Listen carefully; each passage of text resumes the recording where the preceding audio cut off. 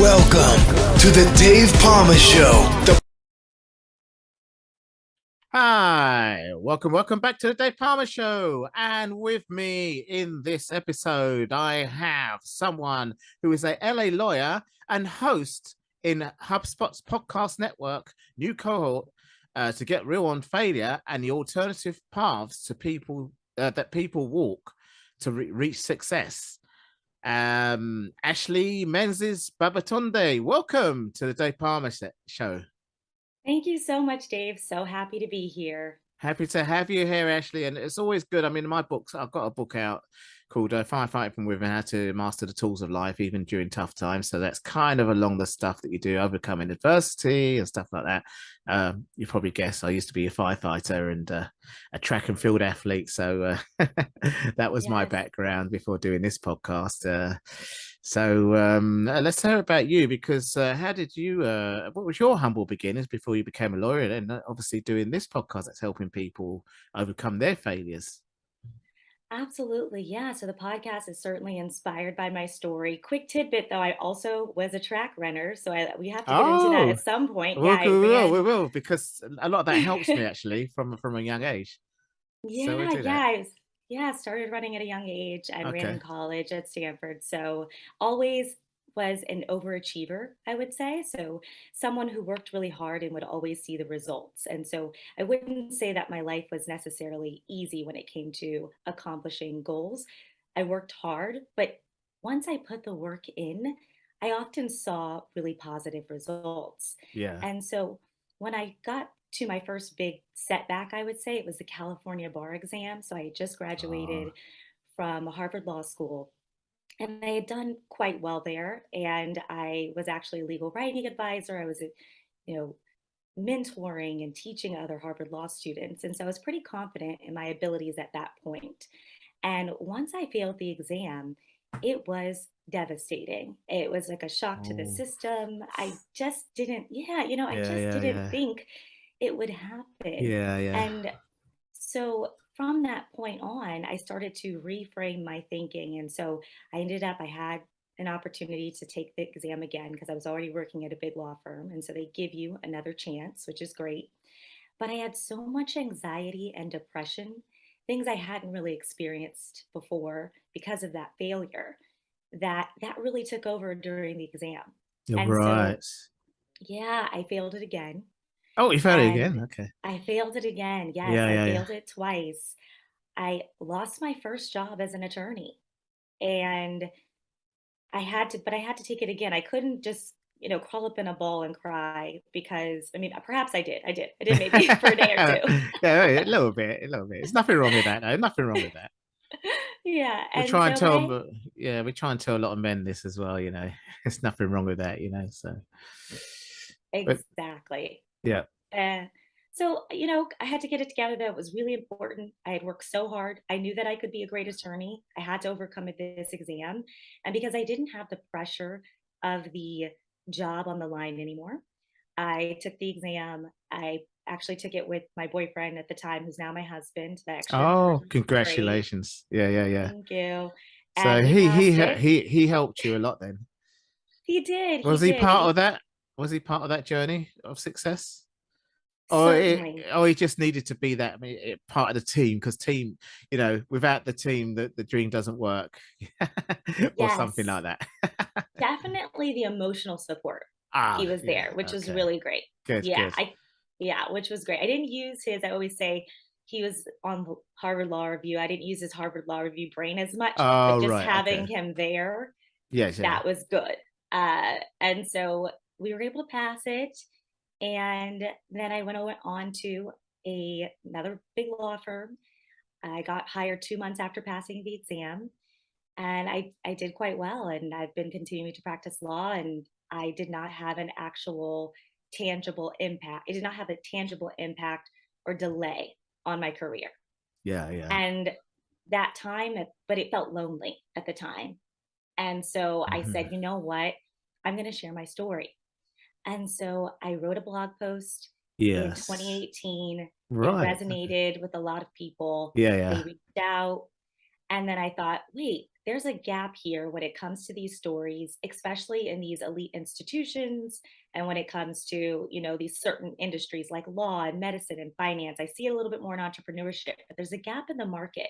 So if I can have a podcast where we're sharing stories about setbacks, about pivots, about purpose, places where people might feel alone, then perhaps we can help inspire people. So that's where No Straight Path came to be, but it was based on a really hard time in my life. Wow. Okay. Well, that definitely gives a nice, clear, concise story as to how the podcast came to be, really, which is great. So, what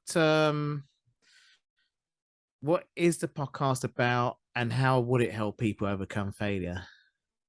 Yeah, so it's about the human stories behind success. And so, what I noticed during that challenging period of my time, and that challenging period in my life, and even if you look at my resume now and you look at my LinkedIn now, you wouldn't know any of that happened. All you're going Yeah. to see are all these amazing accolades and highlights and degrees, and you're not seeing the story behind it. And I No. noticed that No. there are other people that have very similar stories or have different stories where there's a pivot, there's doubts, there's challenges. And so I decided to interview friends. That's where it started. It started with me reaching Yeah. out to some friends Yeah. Sure. and Yeah. colleagues Yeah. and saying, hey, will you share your story? And so we explored not just setbacks. I realized that the theme has really become like talking about this journeys where people feel lonely and in career. And it's specifically on the millennial perspective. We certainly invite all generations, we're inclusive. But we thought with millennials, they're mid journey. So they haven't really made it completely like someone Mhm. like you, I would say, Dave. With you Yeah. probably quite Well, why, because we're in mid journey. a mid journey with the amount of episodes, I suppose, but well, yeah.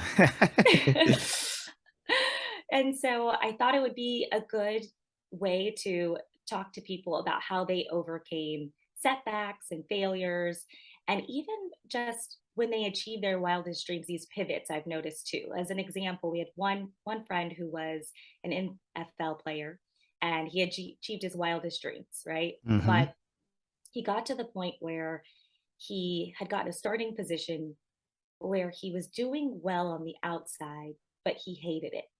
And everyone, outside looking in, it looks like his life is perfect, but he wanted to make a change and he started writing. And was writing like scripts and looking at TV shows, and that was his Okay. therapy.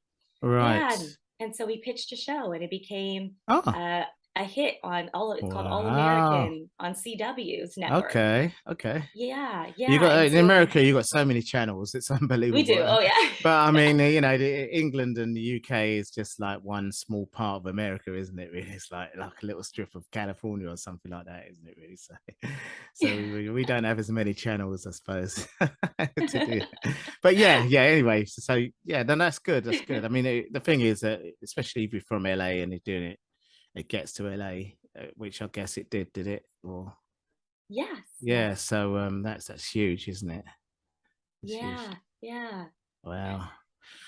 So yeah, I mean, so you mentioned about your podcast, your podcast, your um LinkedIn resume. I mean, mine's like a resume, but it's like kind of like, well, this is who I worked for, London Fire Department, well, you say department, and this is my list of stuff. But a lot of people did it because people know me because my main profession was as a firefighter.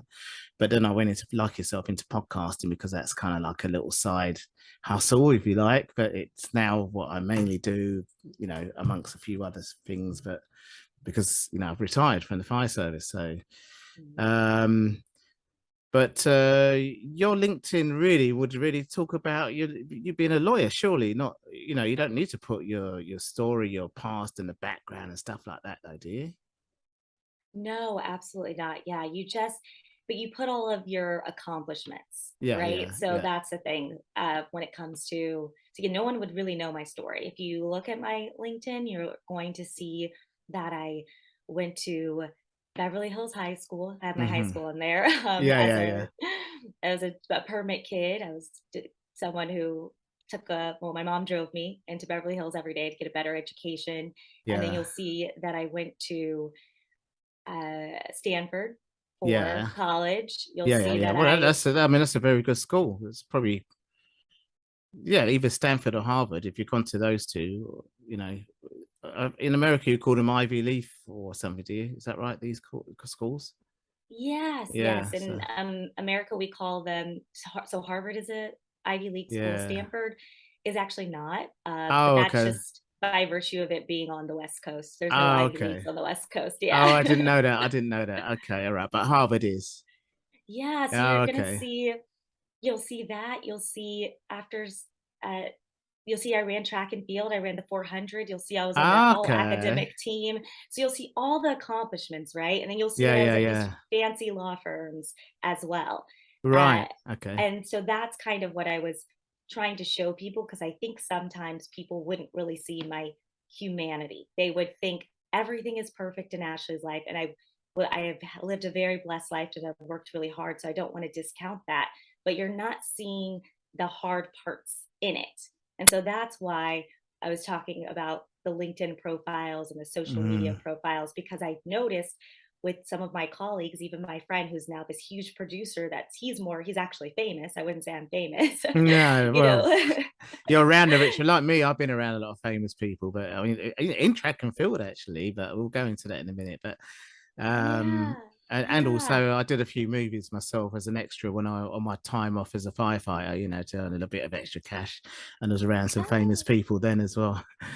And that's so awesome. just That's just to really great. back it up, you know, those clips are on my YouTube channel, the vlogs, the little vlogs, you know, the background stuff that I give about my life. So, but even Yeah. then, those don't really tell stories about the ups and downs. You know, my book does, but the little clips don't. You know, they're kind of little fun clips or memories and things like that, kind of memoirs, if you like.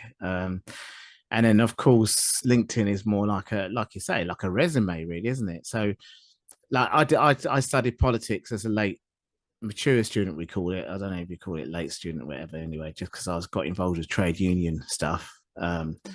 Probably a lot of employment law stuff involved actually, going down your profession side of things.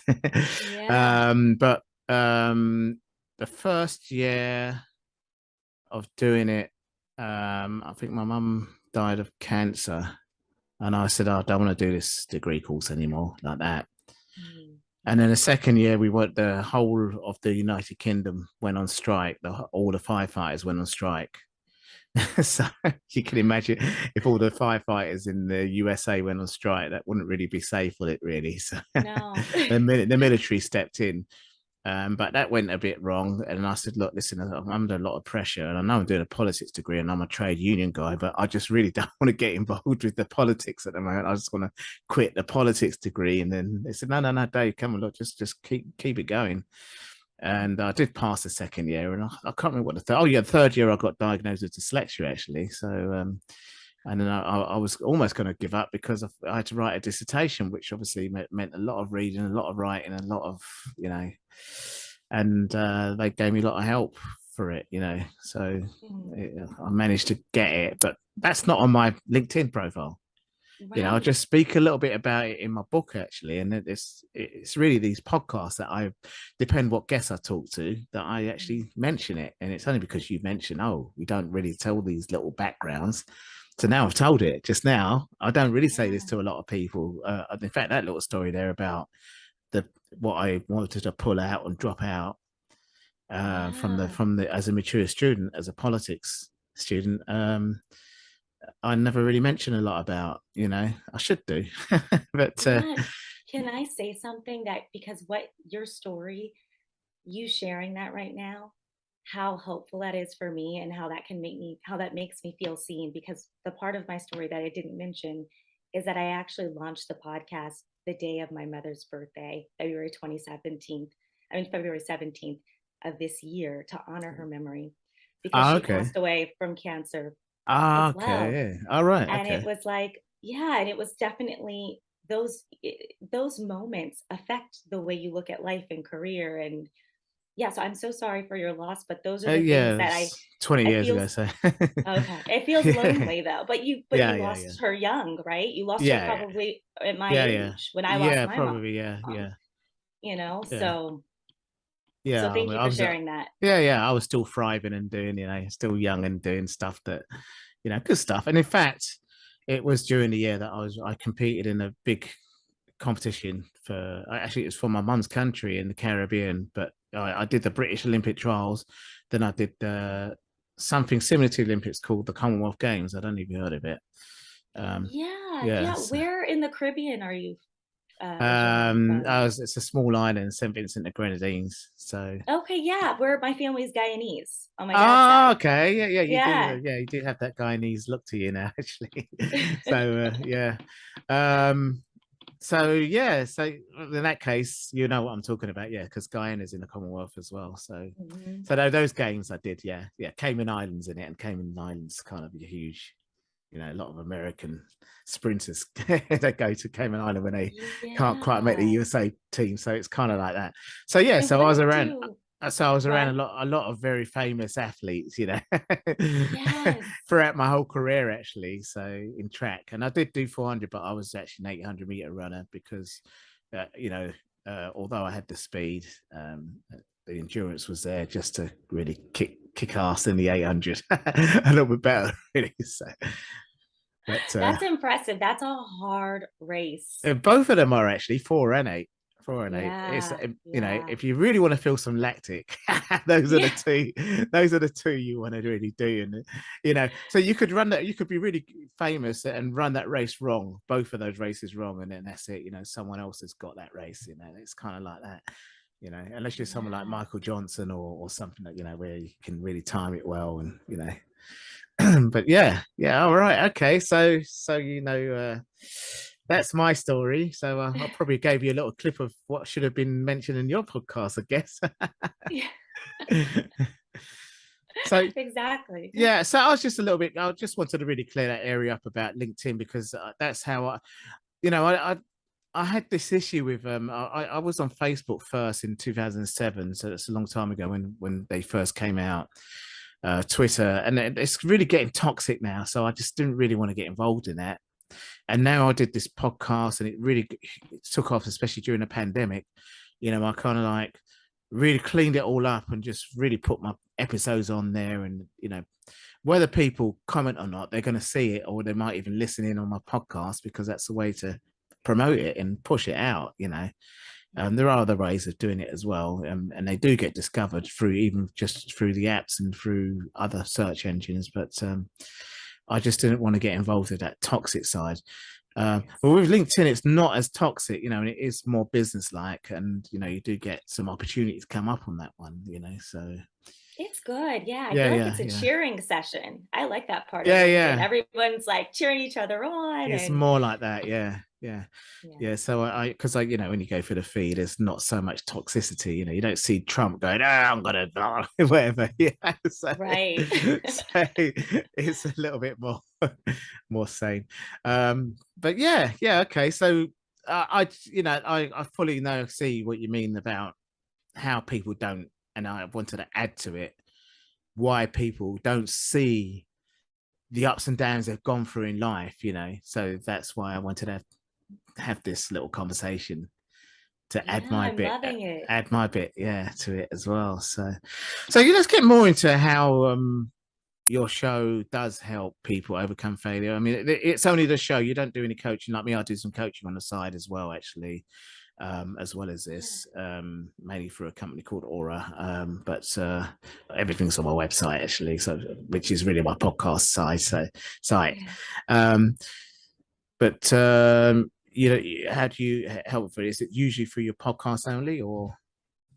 Yeah, so we talk about failure and the personal stories. I try to ask different guests about the lessons learned. So that's a really big part of the podcast, and like how they define success. And so it's not always about failure, but I give certain tips. So I'll do solo episodes as well. And so one example is about the right kind of hard work. So I noticed that when people are trying to make pivots, it was a theme that came up a lot in a number of my episodes and even in my own life with respect to my legal career.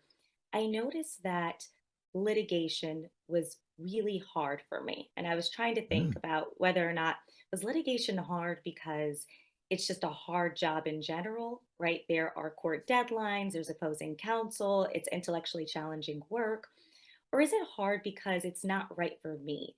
It is antithetical to my personality and how I want to show up in this world. Hmm. And I discovered that it didn't feel right for me, and it became crystal clear because I was doing investigations work as well. So Okay.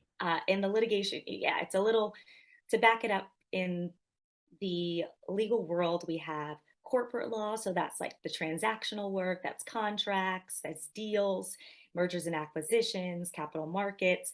And then we have the litigation side, which you see basically on TV. It's court, you're writing briefs, you're arguing.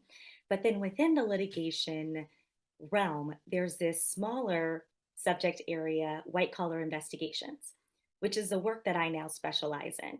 But to get there, I had to go through the hard part of figuring out that the general litigation was just not for me.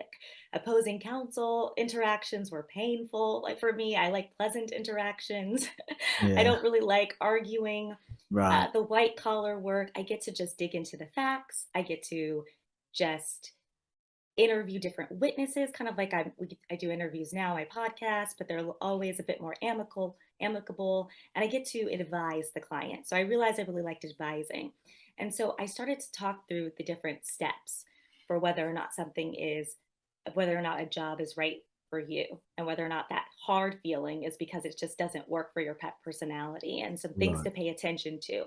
And Mm. so some of the tips I provide: one, is it antithetical to your personality? Do you feel like you have to pretend? Does it feel painful? Okay. Yeah. Another one does it conflict with living a healthy lifestyle? I know that it's challenging to already live a healthy lifestyle, but if the work that you're doing is even making it more challenging, are you not really feeling up to working out? Are you not eating healthy? Are you not spending time with friends or family? Perhaps this might not be the right job for you. Right. Um, Okay. so we go through, I think I provided 10 tips on the episode about how to think about these things. One other tip I'll share is also, are you doing the work because you work so hard to get there? So sometimes it's really challenging to leave a job, to leave a particular area within your practice because you just work so hard to achieve that status. But if you're unhappy and it feels really hard, then perhaps you need to make a move. So, really, Yeah. just walking through those questions, that's the kind of work that we do on the podcast, in addition to the interviews. Yeah. Yeah. No, no, that's quite interesting, actually. Yeah. Um, I mean, for me, there's a lot of workplace politics that I got involved with, so that can really, when the morale and, as I said about during the strikes and things like that, morale was Yeah. low, and there's a lot of stuff going on, and that can, it's not so much about your career; it's about the environment you're in and stuff like that, and stuff like that. Yes. So that can come into it as well, just to add to that really as well. So Yeah, I agree. The people you work with, that is a yeah. huge factor. It's like the effect that it has on your mental health. And Well, that's that's right. Yeah, when, if it's toxic, and things like that, it's it only takes a few people to make it like that, really, as well. So these are really real issues yeah, that I that's really. what I'm still trying to figure out. The politics one, the work people. Yeah, I'm going to write an episode on that, but I've been doing Okay. some research Yeah, yeah, because yeah, that one's a challenging one. And it's one that a lot of people deal with. And it's one that I've realized I have to do a solo episode on and not yeah. Okay. necessarily do an interview, or it'd have to be Yeah, off the record because just people can't talk about it publicly yet. Because some people, they're still in those positions or they're at the yeah. company, but they moved out. It's a more sensitive one. And I'm Right. trying to, but it's also universal. Yeah, yeah. Yeah, do you actually do a sequence for your solo episodes? Because I've done a few solo episodes, but it's because I haven't had time to get the interview in. I'm traveling. I think, well, I'll just better just throw a solo one in here, or I just, like the Commonwealth Games is just done in the UK just recently. So I did one on athletes in home, countries. Is that an advantage? And then I did one on um, promoting human rights politics in and through sports, after the game's finished, and how that Mm. promotes it with the different various countries, you know. and things like that. So Yeah. those were solo episodes I did, because it was just something I quickly had to do because I was traveling at the time, just after Mhm. that to, where I am now. But do you do solo interviews like that as and when you want to fill in some gaps, or do you actually time? So it's like 3 interviews and 1 solo or something like that, or every Friday you do a solo? Because some people do it in various different ways, And mine's Yeah, that's a predominantly good. interview. Yeah, mine is too. So mine is Okay. predominantly interview. I do solo episodes when I feel like I have something important to say. Yeah, yeah. No, that's it. So that's that kind of thing. Yeah. That's the Yeah, kind of thing I yeah, do. Yeah. Or if it's yeah. celebrating something. So like I think in Black History Month, I did one on an athlete actually that everybody seems to have forgotten. His name was Arthur Wint, who was the first ever gold medalist, Olympic gold medalist for Jamaica over the 400 and 800. He ran 400 and 800. This is in 1958. Then he was a Royal Air Force pilot. Mhm. And then he trained at a top hospital in the UK to become a doctor. And that he went back to Jamaica and worked as a doctor. And then he was, Wow. and then he was an ambassador for the UK, came back to stay in the UK. So yeah, he's real role model for me, So I thought, yeah, Yeah, that's Black history for me. And people don't really talk about that. We can talk about all the big names like Martin Luther King, and but right. so I thought, no, I'll just do a solo interview because it's something I'm, close to me, and you know, I can mention Yeah. about it really. So is that the kind of thing I mean, I'm not obviously not the topic, but is that the kind of way you would do it, or is it something important to say, as in this is something I stand for? And I mean, I would do that as well, causes as well. Yeah, that's a good question. It's more so along the lines of personal storytelling that I think could help people. And so it's probably even more therapeutic for me, but it ends up helping others so that it's always kind Yes. of rooted in something that I might have heard from a previous interview. So sometimes I'll take a clip from a previous interview and play it and Yeah. expound upon it and talk about how it has positively impacted my perspective, something like that. Uh, I haven't been very thoughtful about it, to be quite frank. It kind of just pops up. If it's Yeah. something Yeah. I'm Yeah. interested in, I'll talk about. Yeah. Yeah. Of But course. Yeah. there is one though that I actually just did a part one, part two that was certainly spontaneous. So a really Yeah. cool thing that's going on in my life now is now I'm actually in the middle of a pivot. So Oh, okay. yeah, Tell yeah, us I'm about on. Yes, that. absolutely. So I got the HubSpot creators deal 3 weeks after I actually released the teaser. All right. And yeah, and so it was kind of like a divine timing thing. I'm like, my mom was in there somewhere since I Oh, released it on her okay. birthday, Okay. which was really nice. And I knew she would say yes to the program, but I Yeah. was really concerned about balancing the podcast with my career as an attorney. And I was Hmm. also planning a wedding. My husband and I got married 2 years ago, but it All was right. pandemic. So we finally Yeah. had our big wedding a couple of weeks ago. Oh, wow. Okay. And Congratulations again. yeah, I did say thank you. congratulations earlier. I didn't know it was so I'll take them soon. So all. I'll I take didn't, it them was all. so close, so recent. But anyway, go on. Yeah. Yeah, Yeah. so Yeah. I knew I had all three of those things that I would have to balance, and just the nature of my work, I didn't think it was going to be able to run smoothly, to be quite frank. Mm. And so it didn't. It was a lot of work. There wasn't a lot of sleep, there wasn't a lot of balance, and it wasn't Yeah. really aligned with kind of the things that I'm trying to preach. Yeah. That's right. And Yeah. so I knew I had to make a decision, and I talked to my firm about it and explained to them the opportunity I had with HubSpot, and fortunately, they were very supportive. I asked for an immediate sabbatical. I Okay. got it approved within a month. And so I have been on sabbatical for about a week, All and right. Okay. I am a full-time podcaster. And Okay. That's, so I have a pivot, pivot in my career, and I'm yeah. venturing Yeah. into a new space. And so I decided to share that with the audience because it's pretty aligned with, the no straight path theme. I'm having my own no straight path story as we Yeah. speak. Wow. Well, that's So, amazing because you only just done the teaser and then you got snapped up. So that's pretty. They must have just liked the idea, the concept of it, because there wasn't so many episodes. Obviously, if you only just done teaser, right, right. so they must have liked the concept, and it's great to have that back in. to have a Yeah. big company behind you, like Podcast One or something like that, iHearts, to actually snap you up in a deal.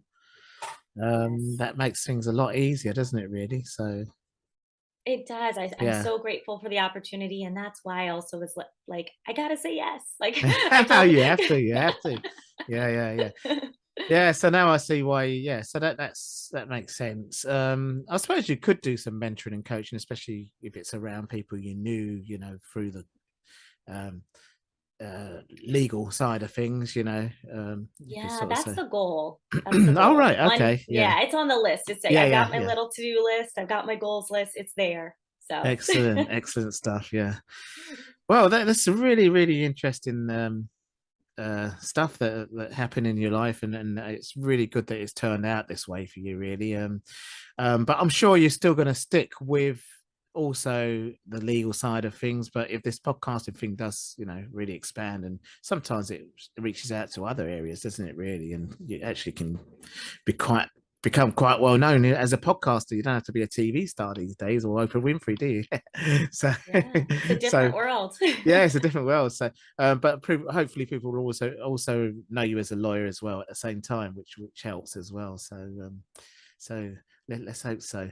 Well, actually, it's really great having this conversation with you, and as I say, I'll try to keep these shows around 30 minutes, unfortunately, but I'd love to have you come back on the show again and talk about other aspects, or to see how you're getting on, really. But in the meantime, thanks a lot for coming on the show and sharing your story with my audience today.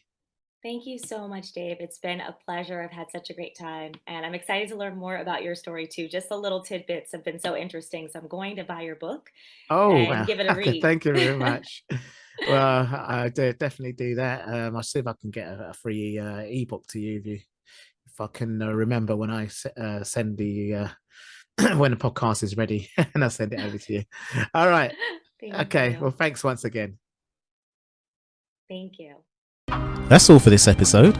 Thanks for listening, and remember, if you want to support what we do, then share, subscribe, and leave a review over on Apple Podcasts, or head over to my website, davepalmer.com, and click on Rate Show. Well, that's all for now, but I'll see you in the next episode of The Dave Palmer Show. Follow us on Facebook, Twitter, and Instagram.